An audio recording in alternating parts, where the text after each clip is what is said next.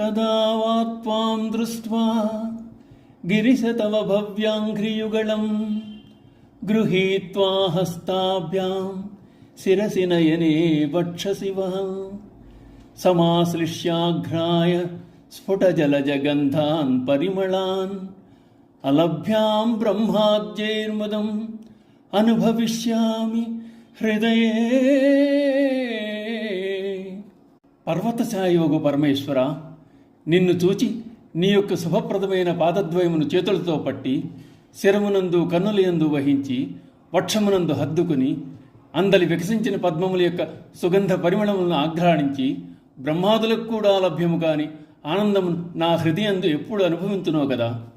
ఆదిదేవుడు, పురాణ పురుషుడు, విశ్వమంతటికి ఆధారమైన వాడు, తెలుసుకొనబడువాడు, తెలియబడువాడు కూడా పరమేశ్వరుడే.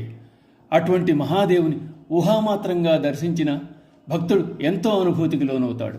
తన హృదయంలో స్థిరముగా రూపుదిద్దుకున్న దైవాన్ని చూడడం తటస్థపడితే భక్తుని పరిస్థితి ఏ విధంగా ఉంటుంది, ఏ ఏ అనుభూతులకు లోనవుతాడు, పరమేశ్వరుని పట్ల ఆ భక్తుని స్పందన ఏ విధంగా ఉంటుంది, దానిని అతడు ఎలా వ్యక్తం చేస్తాడు అన్నది తాను అనుభూతి చెందుతూ నీ భవ్య పదయుగ్మమును చేతులతో తాకి కన్నులకద్దుకుని శరమునందు వహించి అక్కును చేర్చుకుని అందుండి వెలువడు పద్మసుగంధములను ముర్కొనుచు అజ ముకుందాదులకైనా అందని ఆ ఆనందమును మనమునందు ఎన్నడు గాంతునో కదా అంటున్నారు శంకరాచార్యుల వారు.